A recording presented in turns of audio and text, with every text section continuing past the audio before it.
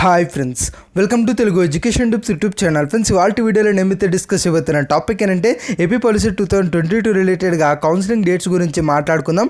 దాంతోపాటు డాక్యుమెంట్స్ రిలేటెడ్గా కూడా కొంచెం ఇన్ఫర్మేషన్ అయితే తెలుసుకుందాం. కాబట్టి వీడియో అనేది ఇంట్రెస్టింగ్గా యూస్ఫుల్గా ఉంటుంది. పూర్తిగా చూడడానికి అయితే ట్రై చేయండి. ఇక టాపిక్ అయితే స్టార్ట్ చేసే ముందు నా చిన్న రిక్వెస్ట్ ఏంటంటే ఇప్పటివరకు మన తెలుగు ఎడ్యుకేషన్ టిప్స్ యూట్యూబ్ ఛానల్ని మీరు ఎవరైనా సబ్స్క్రైబ్ చేయకుండా చూస్తున్నట్టే మీకు యూస్ఫుల్ అయ్యే ఇలాంటి ఎన్నో వీడియోస్ కోసం అయితే సబ్స్క్రైబ్ చేసుకోండి. ఫ్రెండ్స్, ఇక టాపిక్లోకి వచ్చేసినట్టయితే మెయిన్గా ఏపీ పాలసీ 2022 రిలేటెడ్గా కౌన్సిలింగ్ డేట్స్ అనేవి మనకు ఖచ్చితంగా ఈ వీక్లో అయితే రిలీజ్ అవుతాయన్నమాట. ఎందుకు ఇలా చెప్తున్నాను అంటే మెయిన్గా మనకు ఈ యొక్క పాలసీ ఏదైతే ఉందో ఆల్రెడీ అడ్మిషన్స్ ఈ యొక్క ప్రాసెస్ అనేది డిలే అయితే అయ్యింది. రిజల్ట్స్ వచ్చినప్పటికీ ఇప్పటికీ మనకు మోర్ దాన్ 10 days అయితే అవుతుంది.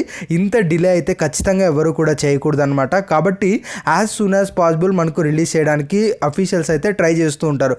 కాబట్టి మనకు ఉన్న ఆప్షన్స్ ప్రకారం లేదంటే ఖచ్చితంగా వాళ్ళకి నీడెడ్ ఏంటి అంటే ఈ వీక్లోనే మనకు ఈ యొక్క ఏదైతే కౌన్సిలింగ్ నోటిఫికేషన్ ఉందో అదనేది రిలీజ్ చేయాలి. ఇలా ఈ వీక్లోనే రిలీజ్ చేస్తేనే మనకు కమింగ్ ఒక 10 to 15 daysలో ఫస్ట్ కౌన్సిలింగ్ అనేది కంప్లీట్ చేయడానికి పాసిబుల్ అనేది అవుతుంది. ఇన్ కేస్ ఈ వీక్లో నోటిఫికేషన్ కనుక రిలీజ్ అవ్వలేదు అనుకోండి, నెక్స్ట్ వీక్ కనుక రిలీజ్ అయ్యి ఆ తర్వాత మళ్ళీ ఒక 1 week తర్వాత కౌన్సిలింగ్ స్టార్ట్ అయ్యి అది అంతా కంప్లీట్ అవ్వడానికి ఆగస్ట్ ఫస్ట్ వీక్ అట్లా వెళ్ళింది అనుకోండి, ఆ తర్వాత సెకండ్ కౌన్సిలింగ్ థర్డ్ కౌన్సిలింగ్ అయిపోవడానికి సెప్టెంబర్ ఎండింగ్ అవుతుంది. అంటే అక్టోబర్లో మనకు ఓవరాల్గా మెయిన్ క్లాసెస్ అనేవి స్టార్ట్ అవుతాయా, అంత డిలే అయితే ఖచ్చితంగా ఉండదు. కాబట్టి ఎటు చూసుకున్నా మనకు ఉన్న ఫేవరబుల్ కండిషన్స్ అన్నీ ఏంటంటే ఈ వీక్లోనే మనకు మేబీ ఈ యొక్క కౌన్సిలింగ్ డేట్స్ అనేవి రిలీజ్ అవ్వబోతున్నాయి. ఇక్కడ కౌన్సిలింగ్ డేట్స్ అంటే ఎగ్జాక్ట్గా డేట్స్ ఒక్కటే రిలీజ్ అవ్వవు, కౌన్సిలింగ్ నోటిఫికేషన్ రిలీజ్ అనేది అవుతుంది.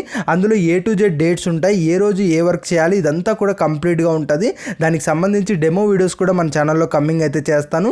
దాంతోపాటు ఇక ఈ వీడియో తర్వాత మనకు వెబ్ ఆప్షన్ రిలేటెడ్గా ఫస్ట్ వీడియో అయితే వస్తుంది. ఆ వీడియోలో ఏంటంటే మీకు ఇష్టమున్న కాలేజ్ మీకు ఇష్టమున్న కోర్సెస్ అన్ని రాసుకోవాల్సి ఉంటుంది.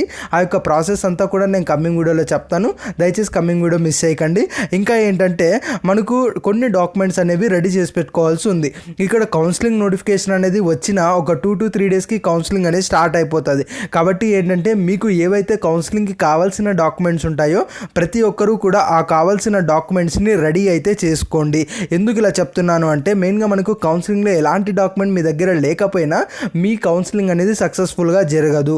అలాంటప్పుడు మీరు నెక్స్ట్ డే ఆ డాక్యుమెంట్ తీసుకొని రండి అని ఇలా మనకు చెప్తూ పంపిస్తూ ఉంటారనమాట.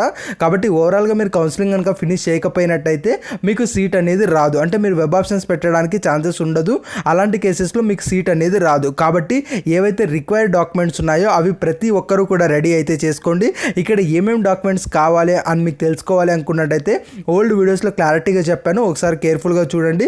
ఇన్ కేస్ మీకు ఆ లిస్ట్ మొత్తం కావాలనుకున్నట్టయితే మనకు టెలిగ్రామ్ ఛానల్ అయితే ఉంది. కంప్లీట్గా ఏపీ పాలసీ రిలేటెడ్గానే ఒక టెలిగ్రామ్ ఛానల్ అయితే ఉంది.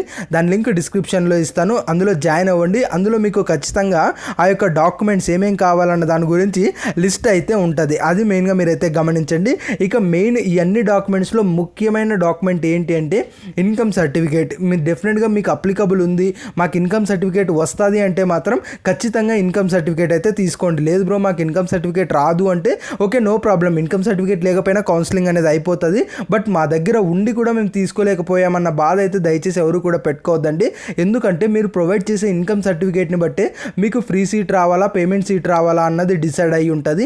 మీ ఇన్కమ్ సర్టిఫికేట్ ఉంది, అందులో ఇన్కమ్ సఫిషియెంట్గా ఉంది అంటే మాత్రం ఖచ్చితంగా మీకు గవర్నమెంటే ఫీజు అనేది పే చేస్తుంది. ఎవ్రీ ఇయర్ 25,000 గవర్నమెంట్ అనేది పే చేస్తుంది. అంత ఆఫర్ మనం ఎందుకు వదులుకోవాలి? కాబట్టి ఇన్కమ్ సర్టిఫికేట్ ఉంది అంటే డెఫినెట్గా రెడీ చేసుకోండి. ఒకవేళ ఓల్డ్ 2019, 18 అలాంటివి ఉన్నాయనుకోండి, 2020 అయినా పర్వాలేదు, అలా లాంగ్ ఉన్నాయనుకోండి, అవన్నీ పక్కన పెట్టి కొత్తవి అప్లై చేసుకోవడానికి ట్రై చేయండి. ఇన్ కేస్ మీ సేవలో అప్లై లేదు ఇలా ఏం చెప్పారనుకోండి, మీరు సచివాలయం కన్నా వెళ్ళండి, ఖచ్చితంగా అక్కడ అప్లై చేసుకొని మీకు ఇన్కమ్ అయితే ఇస్తారు.